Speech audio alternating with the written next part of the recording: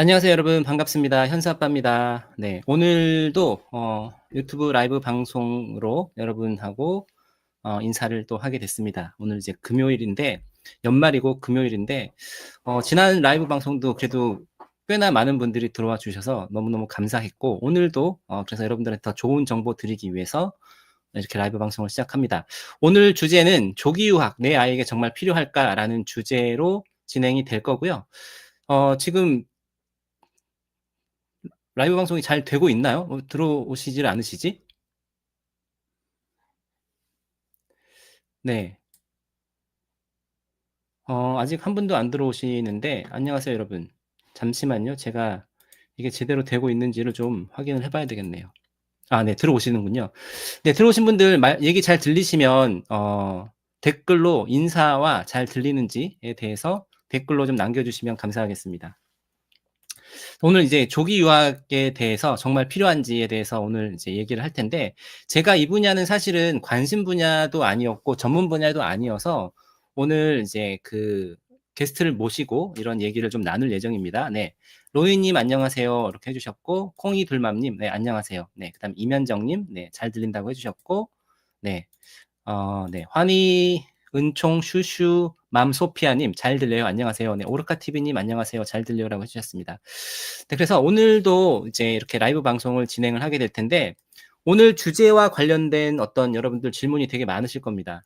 조기 유학을 과연 보내는 게 얼마나 효과가 있는지, 그리고 이게 과연 언제 어떻게 보내는 것이 가장 좋은지에 대해서도 좀 여러분들 궁금해 하실 텐데, 우리 오늘 모실 분은요, 그 윤경주 교수님이라고 글로벌 사이버 대학교 실용영어과 학과장님이십니다.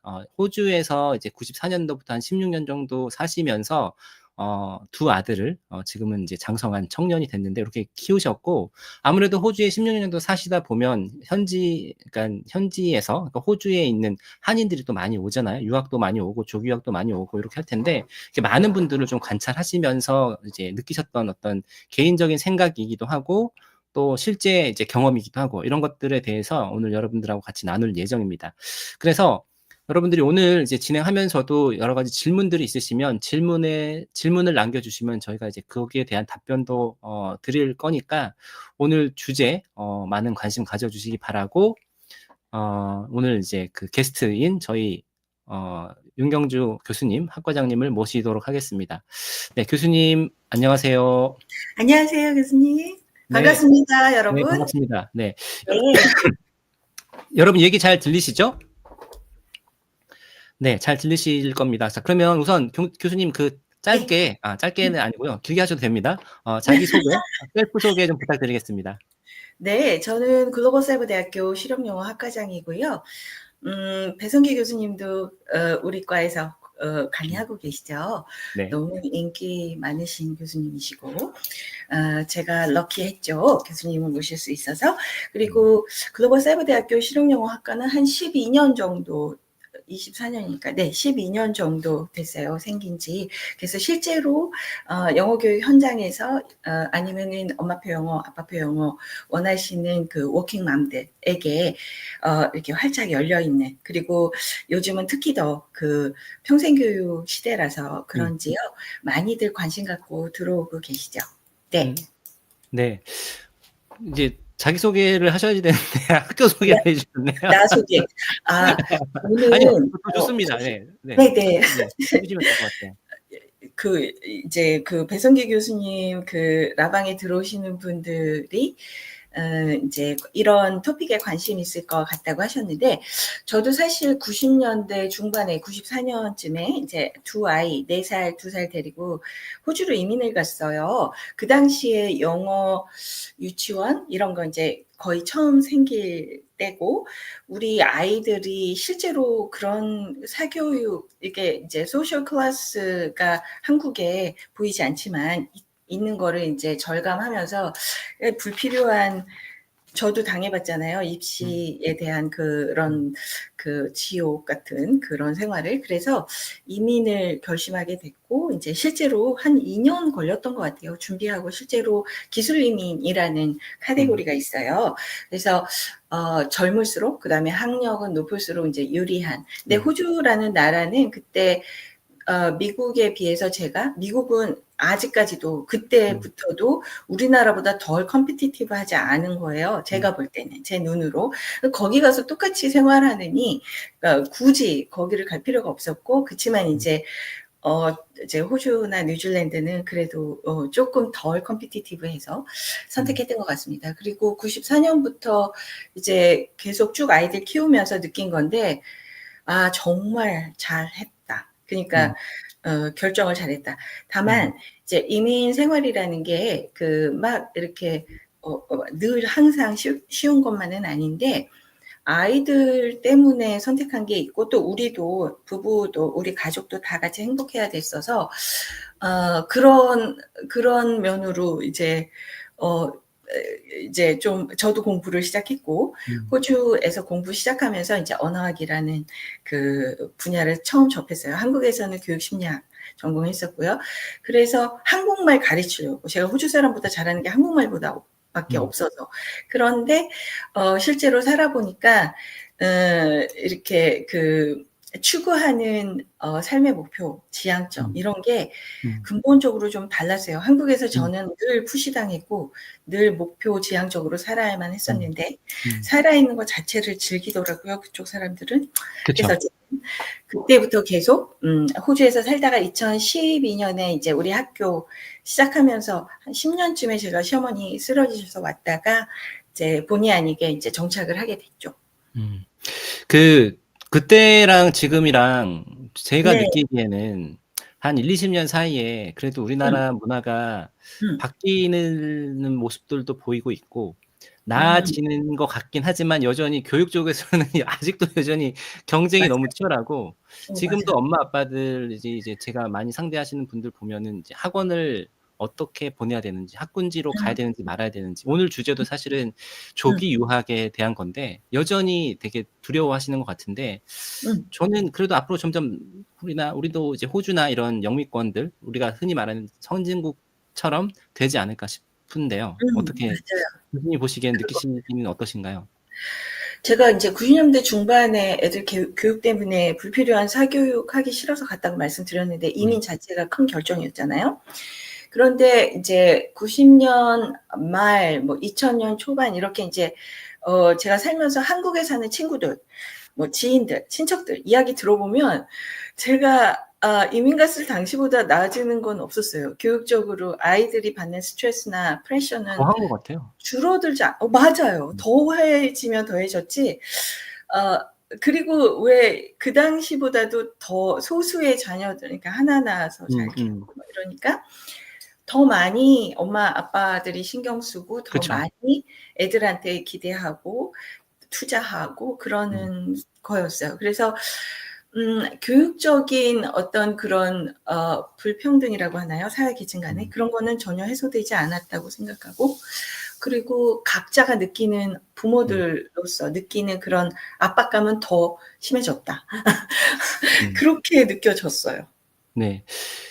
그래서 아직도 오늘 주제도 아마 이제 많은 분들이 관심을 가질 만한 주제인데 이제 본격적으로 주제에 대해서 좀 얘기를 해 봐야 될 것 같습니다. 지금 많이 기다리시고 계신 것 같아서요. 그래서 네. 지금 여기 제가 보여드리는 것처럼 오늘 이렇게 3가지로 얘기를 여러분들 해 볼 생각입니다. 조기 유학의 현실, 장점과 단점이 무엇인지에 대해서 그리고 두 번째로는 조기 유학 준비하기 어떻게 언제 어떻게 할 거냐에 대한 거 그리고 마지막으로 조기 유학 성공적으로 마칠 수 있는 방법에 대해서 저희 교수님이 아시는 선에서 이렇게 말씀을 드릴 건데 이제 교수님 같은 경우도 이렇게 유학 업체를 했었거나 이런 게 아니고 그 호주에 계시면서 주변 분들을 통해서 관찰한 거고 이제 많이 얘기를 들으신 거니까 어느 정도까지는 여러분들이 판단을 해서 이제 접하시면 받아들이시면 될 것 같습니다. 자, 그럼 맞아요. 조기 유학 여기 지금 윤님께서 좋아요부터 누르고 왔습니다. 여러분 좋아요 눌러주시기 바랍니다. 더 많은 분들이 오시니까요. 네, 우리 좋아요, 윤님. 서현주 교수님도 들어와 주셨네요. 오, 서현주 네. 교수님. 자, 그래서 우선 조기 유학의 현실, 이게 진짜 실질적으로 이게 좋은가요? 필요하다고 느끼시나요? 교수님 그러니까 그런 제가 관찰하신 이 걸로 보면? 토픽으로 이제 배성규 교수님하고 이야기하면서도 얘기했지만 저는 이제 좀 정직하게 그렇지만 이제 제 개인적인 의견 그리고 또 제가 공부하면서 저 전문 분야는 언어학인데요. 언어학적인 그러니까 영어 학습 혹은 영어 습득 면에서도 말씀드리겠지만 조기 유학이라는 거 자체가 이제 조기라는 게 어디까지가 조기냐 여쭤봤어요. 그랬더니 초등학교, 중학교 저학년까지라고 이제 대충 그러니까 우리가 생각하는 조기 유학은 그런 거 아닌가 그렇게 말씀해 주셨어요. 그런데 그 조기 유학이 좋다 나쁘다 이렇게 말할 수 없는 것은 케이스 바이 케이스다. 제가 주변에서 직간접적으로 관찰한 결과 그리고 또 이제 공부하면서 느낀 것도 마찬가지인데요. 그 정답이 하나가 아니에요. 그쵸. 제가 느끼기에는. 네. 정말 아이마다 다르고 가족마다 다르고 그 조기 유학을 가는 목표는 비슷한데 그거에 대한 결과는 정말 천차만별이다. 개인차가 크다. 그렇게 말씀드릴 수 있을 것 같아요. 그래서 좋다. 아니야. 정말 좋아. 모두에게 좋아. 이렇게 말 못할 것 같아요.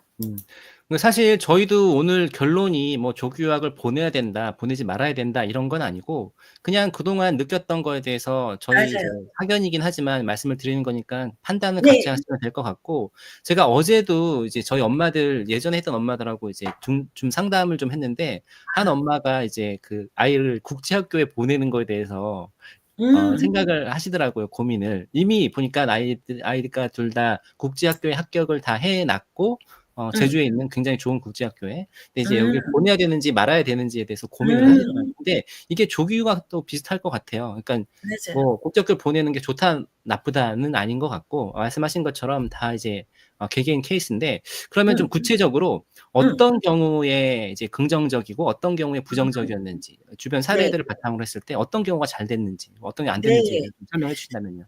그 초등학생, 그러니까 저도 이제 아이가 4살, 2살 때 이민 갔다고 했잖아요. 그래서 아이를 거기서 키우면서 부모도 마찬가지고 아이도 마찬가지고 생김새가 다르잖아요, 일단.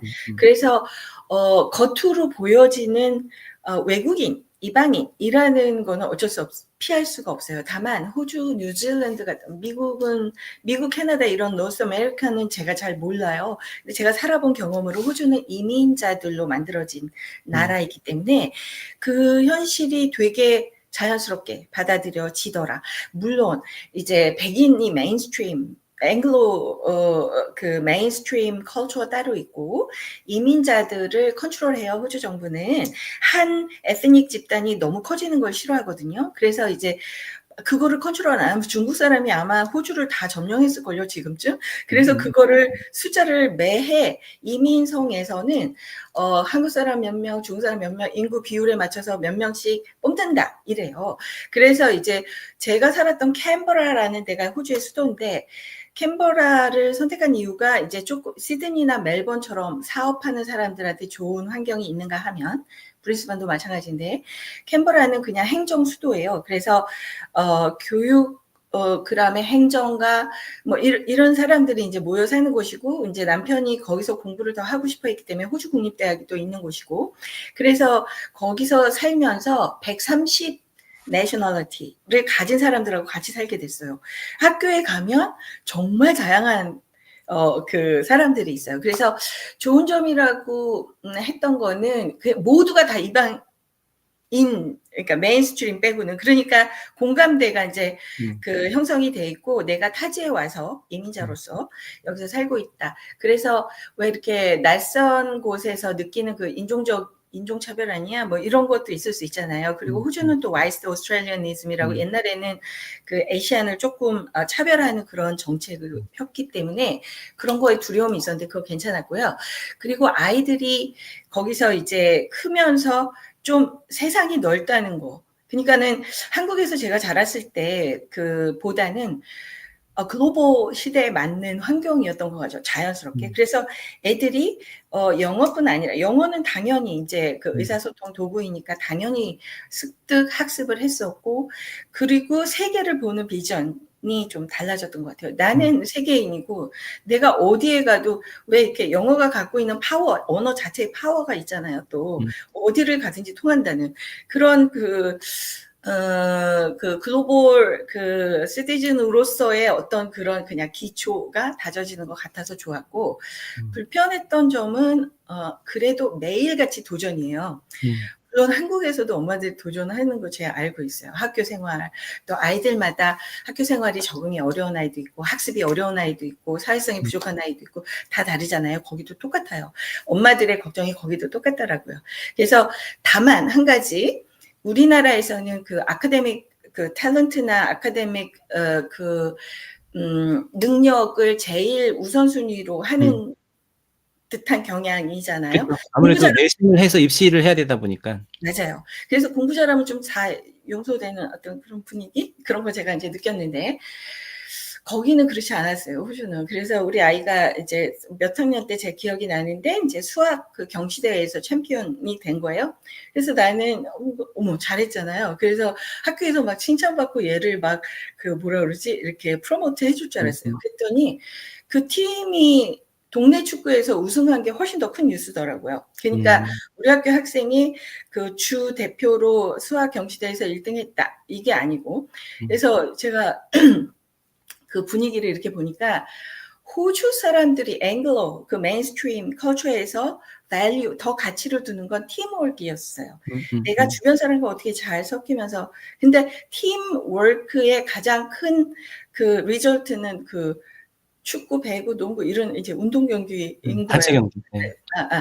그래서 그렇구나. 그러니까 그 학습 능력은 다른 능력과 동등하게 평가되더라고요. 그러니까 공부 잘하는 것이 다른 모든 능력 중에 제일 우위가 아니었어요. 한국과 완전히 달랐죠. 그래서 크게 배웠고, 그리고 나중에 제가 이제 거기 호주에서도 이렇게 잡 인터뷰 했을 거 아니에요. 저도 이제 호주 국립대학교에 티칭 포지션이 있어서 이 학교 저 학교 이제 박사 끝나고 나서 했을 때 제일 큰 크라이테리아, 제일 위에 오는 거는 조화롭게 팀워크를 할 수 있는 능력.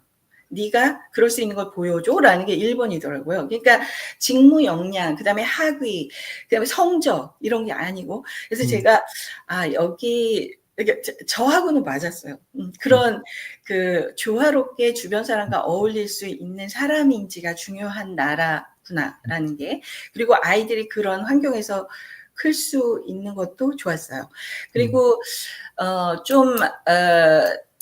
단점은 어쨌든 그 두 문화, 두 언어. 아이들은 한국어와 영어. 저도 그 영어권 문화, 앵글로 컬처하고 계속 알아가고 공부하고 새로 발견하는 그런 과정이니까, 한 10년까지 제가 일부러 이제 그 한국 방송을 안 보고 이제 그 나라를 알고 싶은 거예요. 궁금한 거예요. 그 사람들은 뭐가 중요한가 이런 거를 배워나가는 과정이어서 한편으로 재밌었고 한편으로는 굉장히 피곤했고 늘 긴장하잖아요. 얘는 관찰해야 되니까. 얘는 왜 이렇게 행동하지? 예를 들면 어떤 할아버지한테 제가 이렇게 문을 열어주려고 이렇게 했는데 그 할아버지가 lady first 이러면서 문을 파파 할아버지인데, 여기는 그 나이가 우선이 아니구나. 왜 다른 가치관이구나. 다른 세계관, 다른 인간관이구나. 이런 걸 계속 발견해 나가는 거죠. 그리고 이제 그 사람들이 왜 이민 왔어? 너희가 그러니까 그런 거 물어볼 때 그러니까 어떤 한국 그 부모가 나는 여기서 성공하고 싶어서 왔다고 그렇게 얘기했더니, 성공이 뭔데? 그러니까 너가 생각하는 성공이란 개념은 뭐야? 그런 근본적인 질문을 던지니까 그분이 생각하다가 돈을 많이 벌고 막 이런 이야기를 하는데, 그들이 굉장히 puzzled 된 얼굴, 그래? 그게 성공이라고? 막 이런 느낌 있잖아요. 그러니까 행복하기 위해서 왔어가 아닌 것이 놀라웠던 것 같아요. 그래서 약간 이제 매일매일 생활에서의 그 다른 점, 그러니까 내가 커왔던, 제가 30년 이상을 이제 한국 문화에서 트레이닝 받고 사회화가 내재된 사람이었는데, 뭐 정말 아주 사소한 거예요. 뭐 친구랑 같이 바베큐 하러 모였는데 뭐 차 마실래? 그래서 내가 나 괜찮아 이랬더니 진짜 안 주고 막 이러는 거 있잖아요. 아니야 그래도 마셔. 뭐 줄까? 막 이래야 되잖아요. 근데 오케이 그럼 다음 사람 물어보고 그러니까 여기서는 그러니까 음. 내가 너 위해서 배려한다는 게 안 마시겠다 이렇게 말하는 게 아니구나. 빨리 한 번에 얘기해 줘야 돼. 내가 원하는 거. 진짜로 원하면. 그다음에 진짜로 안 원하면 안 말해도 되지만 막 이런 것들이죠. 그리고 이제 뭐 애들 학교에 페런트 이브닝이 있다고 그래서 막 갔더니 저는 페런트 이브닝은 정말 선생님을 만날 수 있는 학기 초에 중요한 모임이라서 막 다 챙겨 입고 투피스 입고 막 핸드백 메고 막 구두 신고 갔더니 막 난닝구 입고 그 쫄리 끌고 오시고 그래서 네, 난닝구 아버지가 난닝구 그때가 이제 학기가 끝나니까 제가 6월 달에 이민을 간 거예요. 근데 거기는 여름이 시작되는 거잖아요. 그래서 이제 학교가 7월에 시작돼서 갔더니 거기는 한참 더울 때인 거예요. 그런데 절대 한국에서는 있을 수 없는 복장으로 왔어요. 그리고 제가 성당 다니는데 성당에 갔더니 더더욱 파자마 같은 거 입고 온 거예요. 그러니까 제가 그때 느꼈어요. 여기서의 그 캐주얼리티, 그러니까 포멀하는 거를 호주 사람들이 없구나. 그러니까 포멀, 인포멀 구분이 없구나. 그러니까 그거를 이제 처음에는 저항감, 이게 뭔지를 모르니까요. 근데 이제 사람들하고 얘기하면서 배웠어요. 호주 사람들은 여기 이민 올 때부터 그 죄수와 죄수의 그 감독관 그 가족들이 왔고 영국에서 이렇게 뭐라 그러죠? 하층 그 당시에는 계층이 있었으니까 왔고 제일 싫어하는 게 authority. 그다음에 제일 싫어하는 게 막 그 영국 왕실에서 이렇게 뭐죠? 포멀하게 이렇게 그러니까 문화적으로 저항감이 있었던 거더라고요. 그래서 그럼에도 불구하고 이제 이제 배워나가는 과정이 재밌었고, 다름에 대한 어떤 인식도 하게 되고, 그러니까 정답이 하나가 아니구나. 그러니까 사람들이 보는 세계관도, 사람들이 생각하는 밸류도 다 다르구나. 뭐 이런 거 느꼈죠. 그러니까 지금 엄마들이 단순히 조기 유학 생각하시면 이제 네. 영어 교육이 목표이실 텐데. 맞아요. 지금 고객님이 하시는 말씀은 네. 그 영어 교육만이 아니라 굉장히 다른 문화, 다른 가치관, 네. 이런 것들을 맞닥뜨릴 수 있고 이게 장점이 될 수도 있고 단점이 될 수도 있고 뭐 네. 이런 의도로 말씀을 하시는 것 같은데 맞나요? 맞아요. 아이가 이제 제가 주변에 이제 그 주재원들이 많이 오거든요. 캔버라는 그 디플로맷 그 자식들 영사 뭐 있잖아요. 대사님들 오는 그게 이제 연방 정부가 있는 곳이어서 어린아이를 데려오는 가족이 있고 중고등학생 가족과 같이 오는 그리고 또 이제 그 당시에 그 회사에서 파견되는 사람도 있고 그랬단 말이에요. 그러니까 다양한 계층의 아이들을 데리고 온 가족들도 봤고 또 때로는 한국에서 그 팀을 묶어 가지고 아이를 그 유학을 보내는 또 있었어요. 그래서 제가 아는 분이 그 유학생들을 관리하는 가디언 역할을 하면서 그러니까 숙소 하나를 얻어서 예를 들어 아파트가 방이 3개면 3명을 이제 데리고 있으면서 가디언이에요. 보호자 역할을 하는 거죠. 그러니까 호주 그 교육부에서는 가디언 없이는 절대로 애를 안 받아줘요. 조기 유학생은 꼭 가디언이 있어야 돼요. 그래서 가디언 피를 주면서 이 아이를 그 부모 역할을 하게끔 해준단 말이죠. 그래서 그런 아이들도 보고 다양한 가정을 봤는데, 제가 이제 조기 유학하면서 엄마들한테 저도 이제 학과에 엄마들이 워킹맘들이 제일 많고 관심 있는 분야도 이 분야여서 얘기를 하면 애들이 아직 인성이 발달하는 과정이고 초등학생은 아직도 부모하고의 그 애착 관계가 중요한데 애들만 보내는 건 절대 반대. 그러니까는 요즘에는 발달 단계도 굉장히 나이대가 어려지긴 했지만 그럼에도 불구하고 아이들이요 이렇게 뚝 떨어져서 부모도 없이 그러니까 가디언은 정말 그냥 그야말로 부모는 아니에요. 그래서 이제 정서적인 유대감을 형성하기는 힘들어요. 그래서 그게 제일 중요한데. 맞아요. 그래서 아이들이 굉장히 외롭고 그 외로움을 표출하는 방법을 모르니까 자꾸 attention getting을 하려고 자꾸 딴짓을 하는 거죠. 그러니까 잘못되는 게 얘가 문제가 있다고 해야 부모가 전화를 하거나 부모가 쫓아오니까요. 내가 자기도 모르게 네거티브 어텐션을 자꾸 받고 싶은 거예요. 그런 경우 제가 좀 많이 봤어요. 그래서 근데 엄마들이 바빠요. 아빠도 바쁘고 한국에서. 그러니까 그리고 유학비가 비싸니까 돈 많이 벌어서 빨리빨리 보내줘야 되고 그렇잖아요. 그러니까 오늘은 뭐 먹었어? 그 도시락은 싸갔어? 뭐 친구하고 싸우면 안 해? 이런 걸 물어보지. 네가 정말 마음속에 어떤 느낌이야? 이런 거를 물어보지 않는 것 같아요. 그러니까 한국에서도 아이들이 비슷한 것 같아요. 한국에 계시면서도 많은 분들이. 그래서 네. 제가 아이들이 참 외롭겠다. 그러니까 겉에서 제가 교육 심리학 전공했다고 했잖아요. 그러니까 제가 아이들이 어느 정도 나이가 될 때까지의 무조건적인 부모의 서포트, 그리고 무조건적인 정서적인 백업이 없는 거는 너무 힘들다. 그런 거 알고 있고, 그 다음에 이제, 교수님, 네. 이제 우리가 오늘 네 꼭지로 얘기를 해야 되는데 벌써 30분이 네. 지났어요.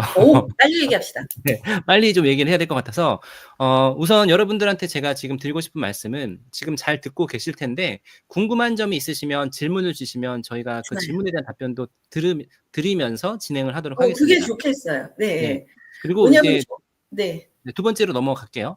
네. 그러면 이제 여러 가지 사례를 말씀을 해주셨어요. 장단점, 그러니까 유학을 갈 때 좋은 점과 단점, 그리고 그러니까 아마 갈 때는 부모가 같이 갈 수 없으면 초등학생을 그냥 혼자 보내지 마라. 그러니까 이제 제 생각이에요. 그쵸. 이 중학생도 정서적 마찬가지. 유대감이나 이런 것들이 굉장히 중요할 시기이기 때문에. 이기 때문에 또 그렇고 중학교는 사춘기라서 음. 여기 한국에서 보지 못했던 그 수많은 새로운 아이들의 뭐라 그러지 문화, 그 나라 앵글로들의 문화를 보는데 그중에 드락도 있고, 그러니까 좋지 않은 면들 많이 있잖아요. 그런 거를 그냥 흡수하니까요. 그쵸. 저도 사실은 국제학교나 뭐 보딩스쿨, 뭐 국제학교 포함해서 이제 보딩스쿨 하는 데라든지 엄마 아빠와 떨어지는 거를 너무 어렸을 때는 저는 전혀 생각을 안 하고 있었어서, 그게 정서적으로 같이 있으면서 애착 관계 형성하고 유대감 형성하는 게 맞아요. 아이한테 굉장히 중요하다고 생각했어서 이런 부분 생각 안 음, 했었는데, 뭐 그런 부분 생각하시는 분들도 계시니까요. 네. 그래서, 맞아요. 여기까지 얘기를 해봤고, 이제 두 번째로 넘어가겠습니다. 그래서 지금 엄마들이 기대하시는 거는 아마 구체적인 정보, 이런 거일 것 같아서 조기유학 준비를 하기 위해서 언제 어떻게 무엇을 하는 게 좋으냐. 그러니까 나이라든지 영어는 네. 또 어떻게 준비하는 게 좋고, 경제적 계획 등 구체적인 방법들이 네. 아는 게 있으시면, 네. 아는 선에서 좀 말씀해 주시면 좋을 것 같아요. 제가 알기로는 그러니까 제가 지금 호주에서 90년도 중반부터 사니까 30년 전하고 지금하고는 또 많이 달라졌잖아요. 그래서 유학을 30년 전 맞나? 90 전, 94년이면은 네, 30년이죠. 20년 전이네? 음. 26년 전이다. 그죠? 음. 모르겠어요. 근데 어쨌든 그때보다는 한국에서 이제 로컬에서 조기 유학을 보내는 효과를 얻을 수 있는 툴하고 그 환경이 훨씬 좋아졌다. 그러니까 굳이 실제로 가지 않아도 한국에서도 그에 상응하는 효과는 얻을 수 있다. 그럼에도 불구하고 물론 현지에 가서 습득하고 그 나라 문화, 글로벌라이제이션 뭐 이런 거를 느끼는 거는 현지가 제일 최고죠. 다만 이제 여건이 되는 분들 중에 그러면 몇 살에 그러면은 돈 얼마 들고 어디로 갈까 이런 거 생각하실 텐데 저는 사실은 미국이나 캐나다를 잘 모르는데 제가 이 토픽으로 얘기를 하니까 제가 요즘에 챗 GPT하고 많이 같이 대화하거든요. 물어봤어요. 여러분, 챗 GPT 너무 잘 돼 있어요. 그리고 영어 그쵸. 학습, 네. 네, 그러니까 영어 듣기, 말하기, 그다음에 읽기, 쓰기에 또 최적화된 챗 GPT도 따로 있어요. 생성형 AI도 나중에 이제 여러분들이 이제 find out 할 테지만 걔가 뭐라고 대답했냐면요. 호주, 미국, 캐나다 비교해줘. 그랬어요. 그랬더니 호주 달러가 지금 900원대가 안 되거든요. 그러니까 계엄 사태 전에는 800원 후반대였어요. 그리고 학비가 예를 들어서 똑같아요. 만불이에요. 그러면은 미국은 1,300원이고 여기는 900원이면 학비가 훨씬 덜 들죠. 그리고 이제 생활비도 훨씬 덜 들죠. 그리고 제가 느끼는 가장 큰 장점은 안전해요. 미국보다 훨씬. 그리고 두 번째 아까 말씀드렸듯이 컴피티션이 훨씬 덜해요. 왜? 호주라는 나라의 가장 큰 내셔널 뭐죠? 그러니까 국민들이 공유하는 가치관 중에 하나가 이 평등주의예요. 이퀄리티. 네. 네, 이글리테리아니즘이 제일 중요한 가치관이라 얘가 더 잘해, 제가 덜 잘해라는 나라비 세우는 걸 절대 안 해요. 그러니까 그 학교도 비슷하게 좋아요. 그러니까 호주 국립대학교 오스트레일리안 내셔널 유니버시티가 세계 그 늘 랭킹에 30 위 아래 위로 하는데 다른 대학들도 그만큼 좋아요.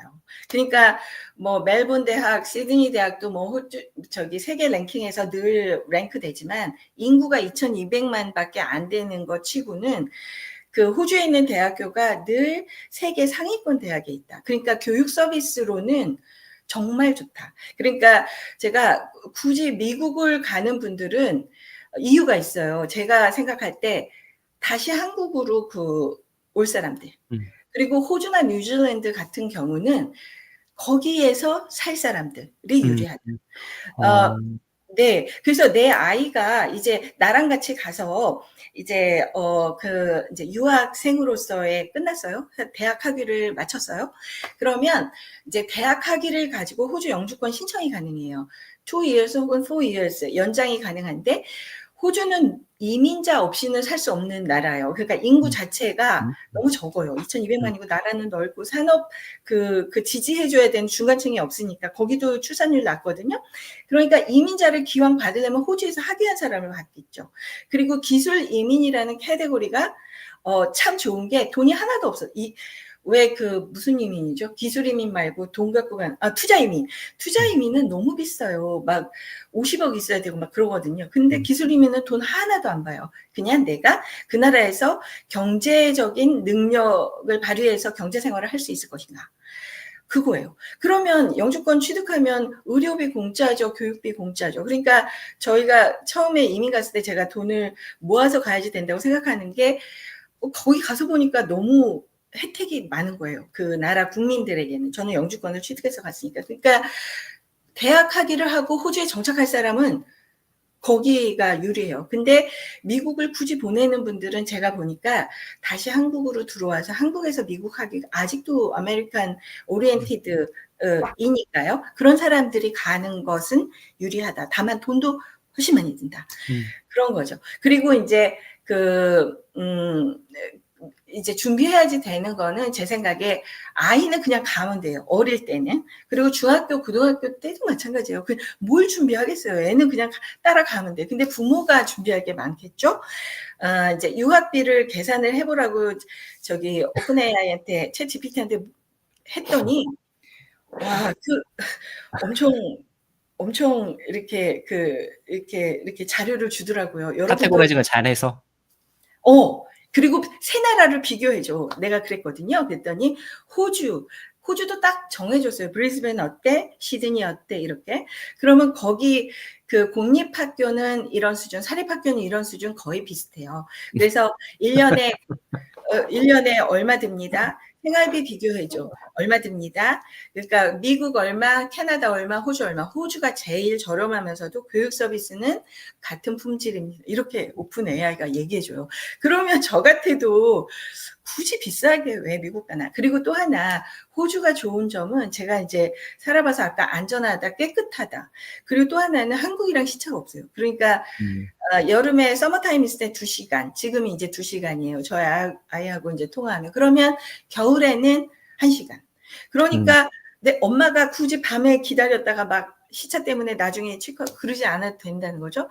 그리고 거리도 가깝잖아요. 8시간 반, 9시간이면 가잖아요. 근데 어쨌든 그 모든 것을 다 통틀어서 제가 생각하는 조기 유학은 만약에 보낼 거면 부모가 같이 가라. 그리고 그 부모가 같이 갈 때 어릴수록 좋다. 근데 아이만 보낼 거다. 사춘기 때 절대 보내지 마라. 혼자. 그리고 믿을 수 있는 뭐 친척이 있어요. 고모가 있어요. 삼촌이 있어요. 큰아버지가 있어요. 그러면은 생각해 볼 수 있어요. 다만 내 자식도 힘든데. 나중에 제가 어떤 거 봤냐면 친척끼리 사이가 틀어져가지고 아예 안 봐요. 그러니까 서운한 거죠. 엄마, 큰아버지가 이랬어. 뭐 어쩌고저쩌고 하잖아요. 그러면은 아이 말을 듣게 되지 왜 그랬는지 큰아버지 설명을 잘 안 듣게 돼요. 그리고 마음에서 서운한 거지 논리적으로 우리 아이가 잘못해서 이렇게 해서 이렇게 했구나가 안 되는 거예요. 그러니까 그쵸. 나중에는 1년 보내놓고 이제 나중에 친척집을 떠나서 딴 데로 가면서 친척하고는 아예 의절하거나, 그러니까 막 비극이에요. 그래서 절대 내 아이를 남한테 맡긴다는 생각은 하지 마라. 그리고 친척도 남이다. 친척 남이에요. 그쵸. 네. 그리고 그렇게 이제 유학에 대한 시행착오를 겪지 않으려면 이민이다. 근데 이민 갈 상황이 다 되지 않으니까 그러면 저는 이렇게 생각해요. 한국에서 그 콘텐츠가 너무 많고 너무 좋은 게 많잖아요. 엄마들이 조금만 부지런하고 조금만 이렇게 노력하면은 아이한테 그런 교육 환경을 프로바이드 할 수가 있어요. 그러니까 24시간 동안 영어를 듣는다고 영어를 잘한다? 영어만 잘하는 괴물을 키우기 싫잖아요. 영어만 잘하면 뭐예요? 애가 행복해야죠. 애가 이렇게 모든 생활에 전반적으로 이렇게 잘 살아가는 인생이 행복해야죠. 근데 그쵸. 네, 근데 부모 떨어져서 온 아이들이 늘 뭔가 결핍이 있어요. 이게 제가 너무 편견을 갖고 얘기하는 거라고 생각하실 수 있는데, 저는 이제 저희 그 시댁 쪽에 누구도 데리고 있어 봤고, 임시로, 그러니까 엄마 오기 전까지 한 6개월만 맡아주세요 해가지고, 죽는 줄 알았어요. 진짜 힘들어요. 힘들죠. 그리고 목숨 다해서 잘해줘도 늘 우리 늘 부족하다고 느끼고. 신우님은 늘 서운한 마음이 있죠. 왜냐하면 김밥을 쌌는데 얘는 오이를 못 먹는다는 걸 내가 몰랐던 거지. 근데 김밥을 오이를 넣어서 싸줬으니까 그냥 갖고 왔잖아요, 도시락을. 그럼 잃는 거지. 어떻게 오이 안 먹는다는 걸 몰랐을까? 이렇게 서운해하는 거지. 근데 내가 나는 공부해야지 학교에서 가르쳐야지 내 아이 둘을 챙기면서 그거까지는 못 눌렀던 거죠. 하여튼 이런 아주 사소한 일상생활에서의 불편함이 있더라고요. 그래서 같이 가지 않으면 힘들다. 그리고 한국에서 영어뿐만 아니라 영어를 도구로 하는 다른 과목들도 이제 국제학교 같은 데 보내면 그렇게 자연히 이렇게 학습하게 되잖아요. 영어는 그냥 영어 자체가 학습의 대상이 되는 순간 망해요. 그냥 영어는 그냥 영어예요. 언어예요. 그래서 언어로 그냥 학습 대상 아니고 점수 올리기 위한 대상 아니고 영어로 접근해야지 된다. 그래서 그림책, 그다음에 뭐 챕터북 이런 식으로, 그다음에 영어로 된 컨텐츠 이런 식으로 해주고, 엄마가 모르면서 아이한테만 이렇게 해주는 게 조금 요즘 애들은 힘들어요. 그리고 제가 가끔 느끼는 건데, 엄마들이 이제 학원에 맡기고 아니면 과외 선생님한테 맡기고 이러시는데, 과외 선생님이 정답이 아니잖아요. 학원도 다 다르잖아요. 포커싱이 다르단 말이에요. 학원에서 잘못 배워오면 망해요. 그래서 엄마가 조금 알아야겠다. 그리고 이 아이가 저 학원 가서 진짜 잘해. 너무 성공적이야. 내 아이도 그래서 보냈어. 근데 왜 안 되지? 아이마다 달라요. 그러니까 아이의 성격과 아이의 레벨과 아이가 좋아하는 것이 다 다르잖아요. 내 자식도 4배에서 나왔는데 첫째랑 둘째 너무 다르잖아요. 저 그렇거든요. 그래서 그런 애한테 맞는 학습법, 접근법을 엄마가 좀 알아야 된다. 왜냐하면 내 아이를 제일 잘하는 사람은 누구다? 나다. 선생님이 아닌 거예요. 선생님은 하루에 1시간만 보는데 어떻게 알아요? 그리고 수많은 20명, 15명 중에서 그 중에 하나인데 어떻게 그쵸. 알아요? 그래서 네. 그거다. 그래서 저도 엄마들하고 많이 이제 소통을 하다 보면 엄마들이 우리 세대도 되게 경쟁 위주에 살다 보니까 늘 결핍을 느끼시는 게, 나나 우리 아이가 뭔가 열심히 안 하고 뒤처져 있으면 되게 불안함을 느끼시고 거기서 오는 스트레스가 많은 것 같아서 엄마들도 늘 자기 개발하시고 뭔가 공부하시고 이러시고, 맞아요. 저는 사실 엄마표를 하기 위해서 엄마가 막 공부할 필요는 안 해도 충분히 할 수 있다고 생각하는데, 근데 또 이게 영어 내가 공부를 더 하고 싶고 이런 분들한테는 이런 게 되게 필요할 것 같고 좋을 것 같아요. 맞아요. 그래서 우리가 또 이제 신입생 모집을 또 하고 있잖아요. 요즘에 그래요. 그래서 네. 워킹맘들, 그리고 지난번에 이제 서현주 히플러 그 라방 인스타도 하고 그 이후로 또 엄마들이 몰랐던 분들이 또 문의도 많이 오고 해서 지원하고 계세요. 네, 그 실용영어과 이제 우리 글로벌 사이버대학교 실용영어과에 대해서 그러면 우리가 어떤 과정들을 하고 있는지 그리고 엄마표를 하시는 분들한테 어떤 도움이 되는지에 대해서 조금 이렇게 소개를 해주시면 어떨까요? 네, 좋아요, 교수님. 네, 그래서 제가 일단 이렇게 좀 네, 하나 저희 보여드리도록 과는 하겠습니다. 네, 막 넘겨주셔도 돼요, 교수님.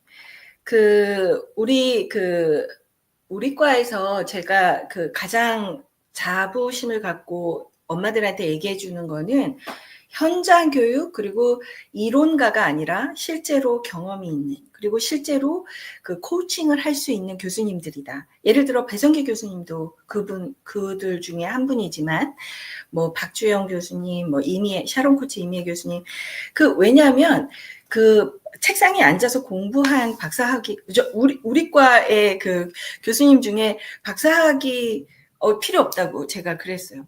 왜냐하면 아이를 가르치는 데 있어서 필요한 거는 경험과 그리고 이제 그 실제로 해본 뭐라 그러죠? 이렇게 그래서 교육 과정이 조금 다른 학교하고 달라요. 디지털 시대 영어 교육 배성기 교수님이 하고 있고 놀이로 시작하는 아동 영어 서현주 교수님 하고 있고 엄마표 영어 그림책 지도법 하고 계시고 스크린 영어 뭐 물론 영어의 기본적인 읽기 듣기 말하기 쓰기 의사소통 능력 같은 전공 필수 과목이지만 어렵지 않아요. 우리가 중고등학교 때 배웠던 그 수준이에요. 그리고 영어 교육해서 나중에 내가 세컨 커리어를 좀 디벨롭 해볼까 하는 분들한테 영어 교육 기간을 어떻게 해야 되는지 뭐 동사무소 가서 뭐 해야 되는지 이거부터 가르쳐줘요. 그래서 이런 과목들이 있다. 그리고 요즘에 그 디지털 교과서로 바뀐다고 해서 엄마들 또 교사들이 굉장히 불안해 하시더라고요. 그래서 제가 AI 활용 영어 학습법이라는 과목도 이제 내년 첫 학기에 개설을 했는데 거기에서는 이제 다양한 뭐 챗 GPT, 제미니, 클라우드 뭐 여러 가지 활용할 수 있는 AI 기반의 에듀테크 기반의 어플리케이션 같은 거 이제 소개해주고 우리가 어떻게 학습 모델을 맞춤형으로 제작할 수 있는지도 가르쳐주고 그러면 나 이런 거 너무 기초가 없는데 괜찮을까? 네, 괜찮아요. 교수님이 정말 기초부터 차근차근 가르쳐 주실 거예요. 그래서 뭐 듀오링고로 언어 학습하기 뭐 그 토픽에 보면 제가 그 교수님이 준 커리큘럼 실라버스를 봤더니 뭐 게팅 AI로 이미지 생성 활용하기 뭐 정말 다양하게 뭐 소노 음악 AI는 어떻게 활용하고 이런 거를 다 그 실라버스 안에 넣었더라고요. 그러니까 엄마들이 또 교사들이 관심 있게 들어와서 들을 법한 그리고 왜냐하면 제가 들어보니까 다양한 그 학교들이 디지털 리터러시를 꼭 해야만 한다고 의무적으로 그랬대요. 그래서 준비가 안 되어 있는데 교사도 그거를 꼭 해야만 한대요. 그러니까 제가 생각할 때 영어 학습을 위한 툴 그리고 영어 학습을 위한 환경 그리고 제가 우리 과에 들어오는 엄마들한테 전공이 교육학이 아니면 아동발달 심리, 청소년 심리 이런 것도 같이 들으라고 해요. 교양 선택 과목이거든요. 왜냐하면 경영학과 뭐 법학과 나오신 똑똑하신 엄마들이 그 아주 기본적인 아이 발달에 대한 거에 대한 교직 과목 이수 안 했잖아요. 근데 그게 또 도움이 된다고 하시더라고요. 그리고 뭐 개설 과목은 이렇게 다양해요. 나중에 이제 시간이 되어서 자료 공유해 달라고 하시는 분이 있으면 교수님이 또 보내주세요. 그 또 중요한 게 교수님 이제 엄마들이 공부를 하고 싶어도 사실 시간과 돈을 제일 걱정을 맞아요. 하시잖아요. 근데 네네네. 이제 우리가 고가 장학금이 또 잘 돼 있어서 맞아요. 엄마들이 사실은 원하신다면 네. 그렇게 돈을 들이지 않고 할 수 있잖아요. 네. 네. 국가장학이, 소득분위가 우리나라가 1분위부터 10분위까지 있는데, 작년까지만 해도 8분위까지만 혜택이 됐었는데, 내년부터는 9분위도 혜택을 준대요. 50만원까지. 근데 우리 학교 등록금이 한 학기에 126만원이란 말이에요. 그래서 그 126만원을 국가에서 다 커버를 해준다는 얘기예요. 근데 9분위이신 분들은 50만원만 커버해 주는 거잖아요. 그러면 나머지를 내 돈을 다 내야 되느냐. 그렇지 않고 배성기 교수님 추천 그 장학금이 있어요. 40%예요.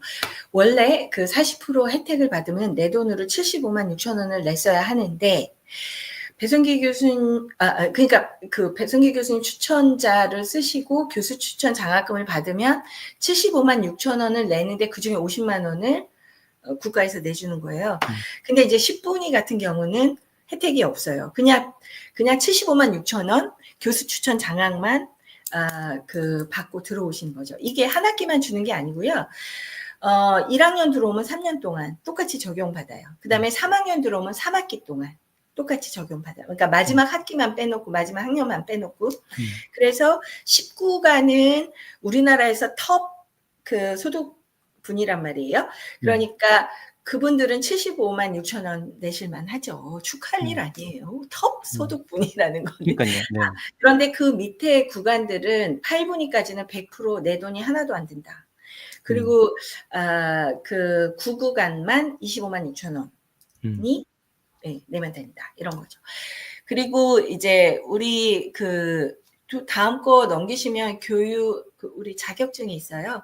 그래서 TESOL 자격증, 영어 독서 지도사, 영어 뮤지컬 지도사, 영어 방과후 지도사. 근데 시험 없이 그냥 이수 과목 이수하면 자격증을 같이 드려요. 학위하고. 그러면 나중에 내가 영어 공부방을 창업하고 싶다. 아니면 영어 학원 뭐 하고 싶다. 이러신 분들은 학위만 아니고 내가 이렇게 자격증이 있다는 거를 같이 그 디스플레이 할 수 있으니까 어머니들이 이제 믿고 맡기는데 좀 도움이 되죠. 그리고 또 지원 기간이 1월 13일까지니까 만약에 오늘 관심이 있으셔서 이제 나중에 교수님 제 전화번호를 공유해 주세요. 어머니들한테.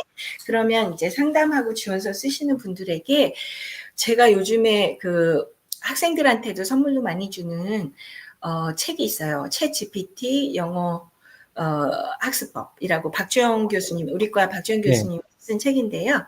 아주 쉽게 잘 쓰셔서 여러분이 집에서 오픈 AI 네네. 책을 가지러 가셨구나 우리 교수님. 네. 이 책입니다. 네. 네네네. 예, 이 책을 드립니다. 그래서 네, 제가 제 전화번호를 이제 공유 드리면 그 번호로 연락 주시면 뭐 편입하는 방법 그리고 이제 편입했을 때 어떤 식으로 지원서 쓰는지 다 알려드릴게요. 되게 쉬워요. 네, 요겁니다. 근데 교수님 죄송한데 그 어머니들이 질문 하나도 안 하시잖아요. 네. 그게 우리가 소리가 나오고 있나요? 소리는 잘 나가고 있죠. 네, 질문을 안 하시네요. 오케이. 그냥 한번 체크해 봤어요. 네, 여러분 질문을 해주시면 좋겠습니다. 질문을 제발 해주세요. 네.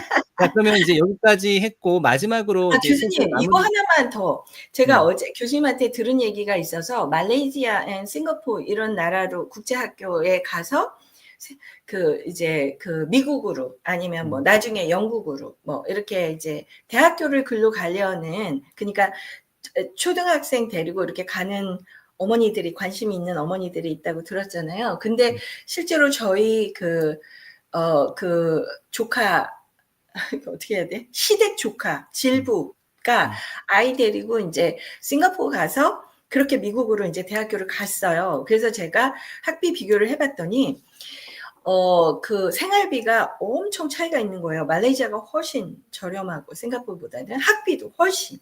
그래서 싱가포르를 보니까 싱가포르하고 호주는 거의 차이가 없더라고요. 한국 돈으로. 그러면 왜 굳이 싱가포르인가? 이제 그렇게 생각을 하게 되죠. 그랬더니 이렇게 심리적인 거리가 가까운가 봐요. 동남아니까요. 아무래도. 네. 아무래도. 그리고 이제 왔다 갔다 하기도 편하고. 다만 나중에 애들이 커서 영국으로 대학교 간다? 아니면 뭐 무슨 호주나 캐나다 뭐 이런 데로 대학교 간다 할 때, 이제 대학교를 못 들어가서 대학을 못 가지 않아요. 호주 사람들은. 대학은 들어가는데 졸업하기가 힘들단 말이죠. 그러니까, 제가 들은 얘기로는 언뜻, 이제 제 아들이 첫째가 이제 호주 국립대 법대하고 음대를 같이 컴바인해서 했는데 150명이 들어갔는데 중국 유학생이 그중에 한 70명, 그러니까 거의 반이잖아요. 유학 온 거예요. 뭐 싱가포르, 말레이시아 뭐 어디 거쳐가지고 이제 호주로 온 애들도 있고 중국에서 바로 온 애들도 있었는데 첫 학기 시험 볼 때 울면서 이제 뛰쳐나가거나 코피 나면서 이렇게. 그래서 그래서 왜 그럴까 그랬더니 학습하는 문화, 그러니까 아카데미 컬처라고 하죠. 다른 거예요. 그런데 그게 호주 가서 또 겪어야 하니까 제 생각은 싱가포르 갈 거면 그냥 호주로 가라. 그리고 이제 생활비 때문에 말레이시아나 필리핀 갈 거면 그 생활비 절약되고 학비도 절약돼서 대학을 굴러 가는데, 그래서 굳이 그렇게 갈 거면 제 생각은 굳이 왜 유학 가나?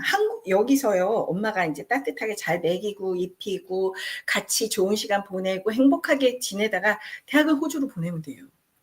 그 큰 차이가 없더라고요. 한국에서도 왜 사교육비 많이 들잖아요. 큰 차이가 없다.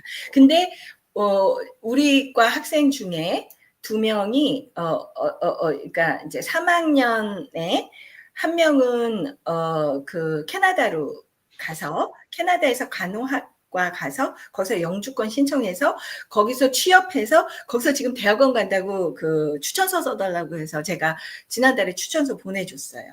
근데 그 학생은 고등학교 때까지 그러니까 공부해서 뭐 이렇게 하겠다 관심이 없었는데 한국에 살기가 싫었나 봐요. 그래서 부모님이랑 의논해서 나 이민 가고 싶다고. 그래서 글로벌 사이버 대학교는 수능 점수 상관없이 들어왔다가 해보니까 영어가 재밌는 거예요. 그래. 왜냐하면 동기가 있잖아. 나 외국 가서 살고 싶어. 캐나다 가고 싶어. 이런 동기가 있으니까 학습이 잘 되는 거야. 수학, 물리 이런 거 안 해도 되는 거야. 그러니까 이제 그 나라 갔는데 한국에서 공부하던 습관이 있어서 공부를 잘하게 됐나 봐요. 여러분, 호주 사람도 공부 잘 안 해요. 캐나다도 그런가 봐요. 근데 어쨌든 그거를 해서 대학원 진학하는데 너무 만족도가 높아요. 또 한 명은 뉴질랜드 갔어요. 거기서 그 서티피케이트 과정을 했어요. 약사 되는 과정인데 1년짜리 서티피케이트 했어요. 나도 몰랐던 거에 이게 좋네. 근데 그 친구는 제가 그 어머니가 안 보셨으면 좋겠는데 엄마하고 사이가 안 좋아요. 그래서 어디론가 가고 싶어서 저한테 의논해서 제가 제일 컴피티티브 하지 않은 뉴질랜드 추천했는데 자기는 거기 조용하고 좋다고 갔어요. 그래서 1년 과정하고 성적이 좋아서 약사 과정 들어갔어요. 디플로마하고 그다음에 이제 바첼러하고 지금 이제 졸업해갖고 취업했어요. 그러니까 제가 말하는 요지는 뭐냐 하면 아이한테 달려있다. 아이가 좋아하면 일찍 안 가도 되더라. 동기가 확실하면. 그러니까 내가 글로벌 시대에 굳이 한국에서 살아야만 되는 거 아니다라고 생각하는 아이들의 마인드만 있으면 대학교 보낼 때까지 그렇게 애를 들들 볶지 않아도 영어를 그냥 되더라.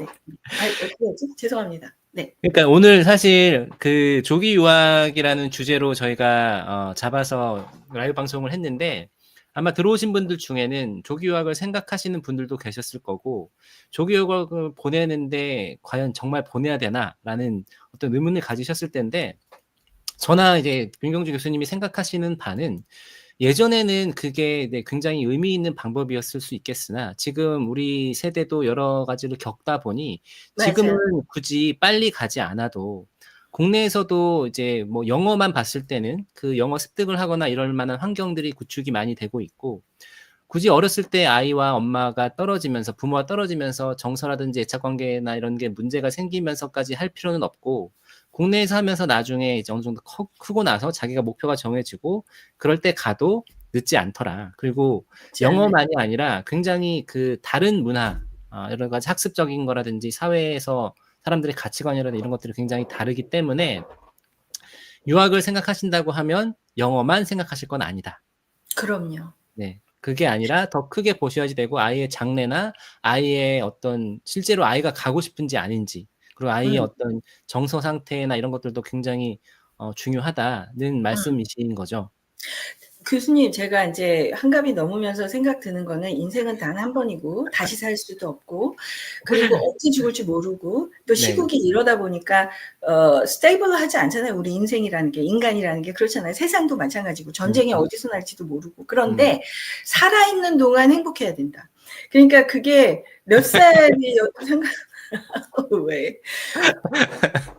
그래서 내가 아이가 행복하게 그러니까 아이가 뭘 원하고 그러니까 성향이라는 게 애들이 참 특이하고 다양한 게 저는 갈수록 느끼는데 애들마다 너무 달라요. 그래서 이제 애들이 원하는 거를 전폭적으로 지원을 하되 물론 그 훈육이라는 건 그게 필요 없다는 게 아닙니다, 여러분. 반드시 해야죠, 훈육. 교육도 해야죠. 그런데 그 엄마의 꿈을 얘한테 보상하지 말라. 첫 번째. 그리고 절대로 하지 말아야 된 거는 내가 너 때문에 뭘 했는데, 뭘 포기했는데 절대 하지 말라. 교수님 안 그래요? 애들하고 원수돼요. 제가 그러니까 늘 말씀드리는 거예요, 엄마들한테. 그래. 바로 그거야. 교수님하고 네. 저하고 똑같은가 봐요. 그래서 애들이 엄마가 나 때문에 뭐를 포기했다, 희생했다 하는 순간 이게 이모셔널 블랙메일링이라고 해요. 심리학에서는. 그걸 단서를 가지고 애들을 자꾸만 자기도 모르게 본의 아니게 엄마가 애를 계속 협박하는 거예요. 그러면 안 돼요. 그래서 어쨌든 아이 위주로 생각해라. 아이가 보는 눈으로 보고 판단해라. 그렇지만 이제 엄마가 가이더가 돼야죠. 그리고 이제 엄마가 많이 살았고 경험도 많으니까 엄마의 의견을 제시해 줘야죠. 그리고 엄마가 옳다 그르다 할 수 있는 문제는 반드시 이게 옳아 이건 아니야라고 해야 되지만 옳다 그르다가 안 되는 세상에 많은 문제들이 있을 때는 같이 의논해서 아이의 의견도 수렴하고 그래야죠. 네. 일단 조기 유학은 어릴 때일수록 같이 가라. 그리고 나이가 어릴수록 유리하다. 그리고 이민 갈 상황 아니면 애만 보내는 거 절대 반대다 나는. 근데 어떤 분들은 그래서 성공했다고 해서 보내라고 하면 그거는 모르겠어요. 그분의 의견이고 나는 내 의견. 그래서 처음에 이제 케이스 바이 케이스라고 말씀하셨던 거고. 네. 맞아요. 그래서 여러분들 지금 정미영님이나 구름캔디님 같은 분 사이버대학교 관심 생기셨다고 하시는데 요 네. 번호로 전화를 하시면요 윤경주 교수님이 직접 안내를 해드릴 네. 겁니다. 그래서 네. 학습 상담하겠습니다. 오늘 나왔던 얘기들에 대해서 궁금하신 거 실제로 입학을 원하시면 지금 저희가 입학 기간이 언제까지죠, 교수님?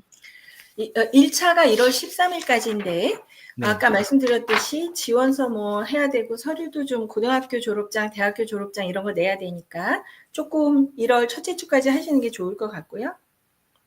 네. 네. 그래서 여기 지금 여기 이제 저희 신청 기간이 12월 26일 요거는 지난 거네요.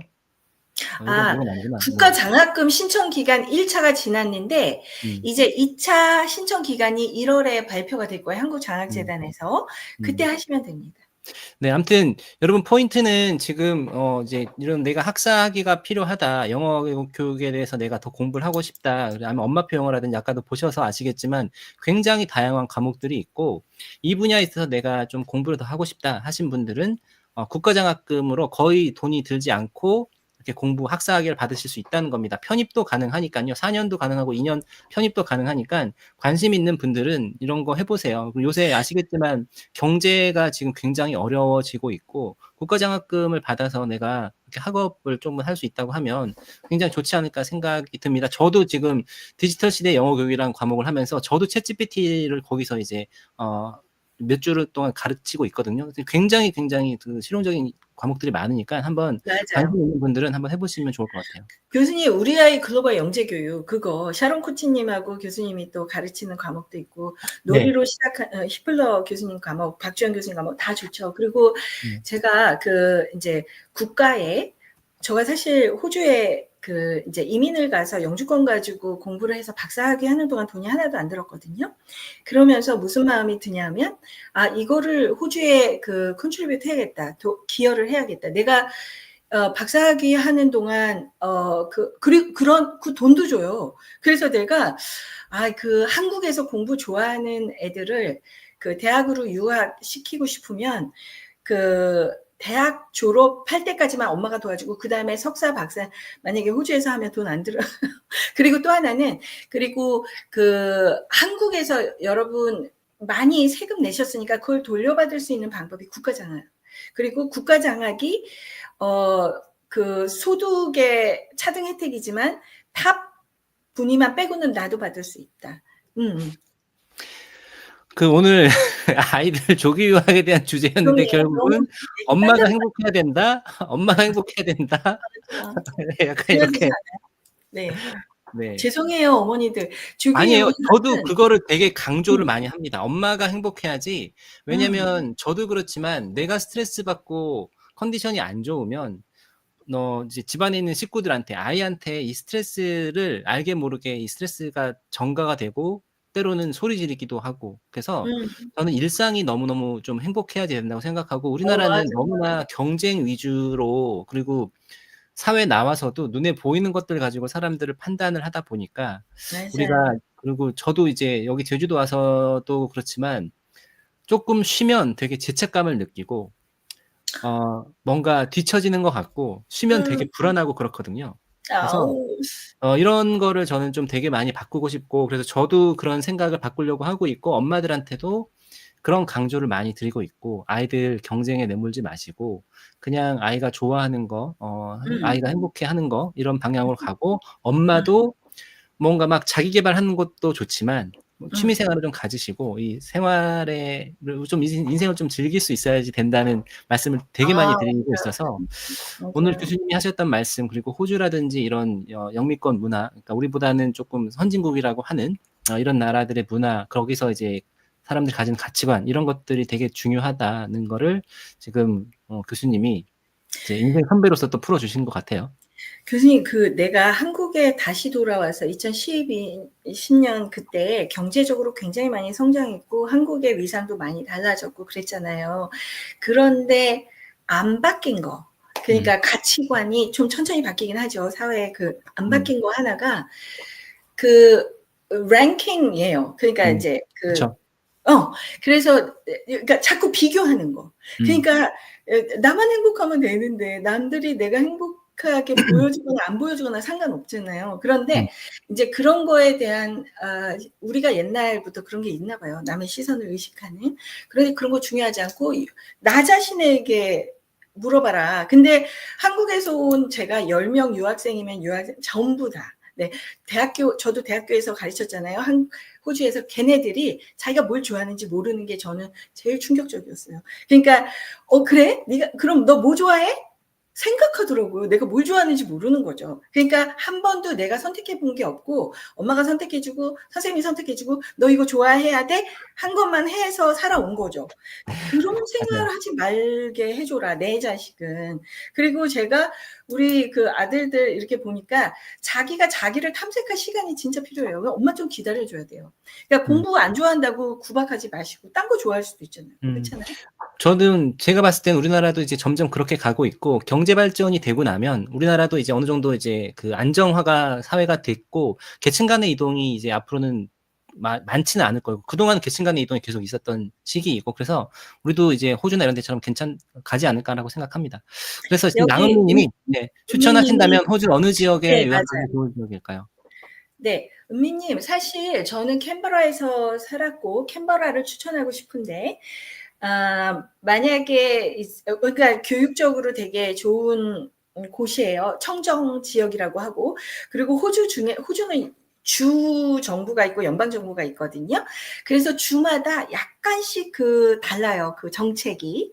근데 제가 캔버라에 살아보니 캔버라가 되게 앞서 있어요. 그리고 교육 수준이 높아요. 그래서 캔버라는 교수님, 공창과 마약이 허용되는 범죄가 아닌 도시인데 아무도 그걸 안 해요. 왜? 교육 수준이 높고 시민의식이 높은 거죠. 그러니까 왜 법으로 막지 않아도 내가 안 좋은 건 안 그러니까 그런 데예요. 그리고 또 하나 두 번째로 추천하고 싶은 것은 브리즈번.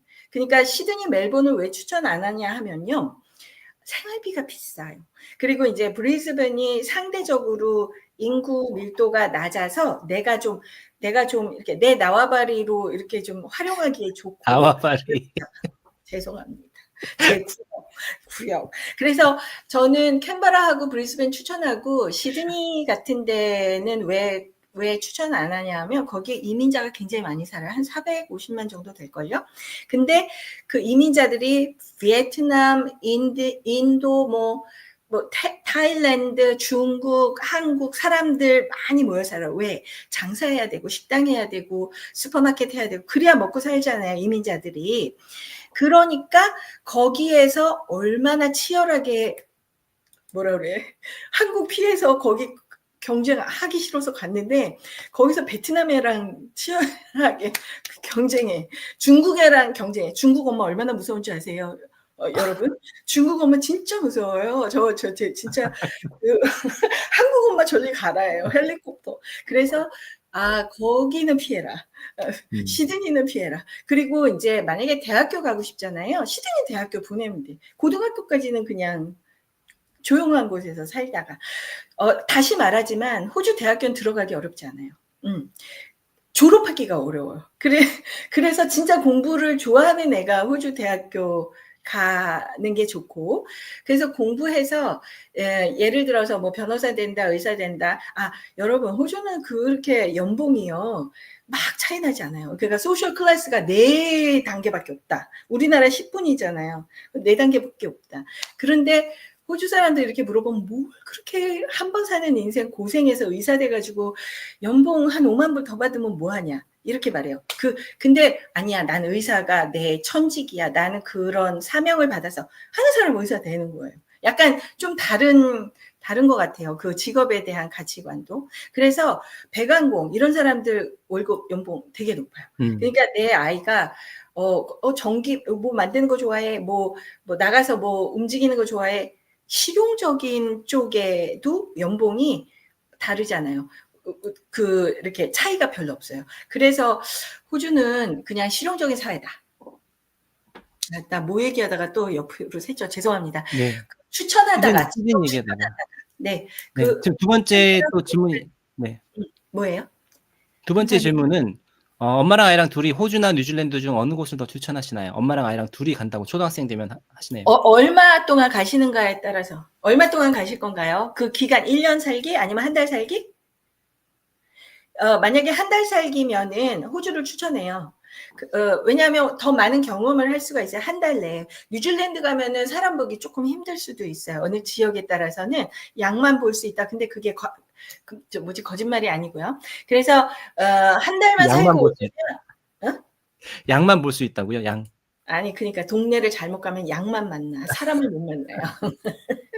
근데 이제 일단 좀 더 많은 경험을 하고 싶고 문화적으로나 또 교류를 하고 싶다 그러면 좀 사람이랑 이렇게 교류할 수 있는 곳으로 가야 되니까 한 달만 살 거면 호주로 가세요. 근데 1년 살 거다 그럼 뉴질랜드 나쁘지 않습니다. 네. 네, 요렇게 또 이제 지금 구름 왜냐하면 캔디님께서, 잠깐만요 교수님, 뉴질랜드 달러가 훨씬 싸요 호주보다. 500 얼마대였는데 지금 700원 됐는지 그거는 잘 모르겠는데 생활비, 학비 호주 대비 훨씬 저렴하고 훨씬 안전하고. 네, 그렇습니다. 오늘 이렇게 너무 진솔한 실용적인 이야기 정보들 감사합니다. 오늘 찐정보 방출해 주셔서 너무 유익하고 감사합니다. 이렇게 해주셨습니다. 자, 그래서 지금 오늘 라이브 방송을 이제 한 1시간 10분 정도 지금 됐습니다. 그래서 이제 마무리를 해야 될 것 같은데.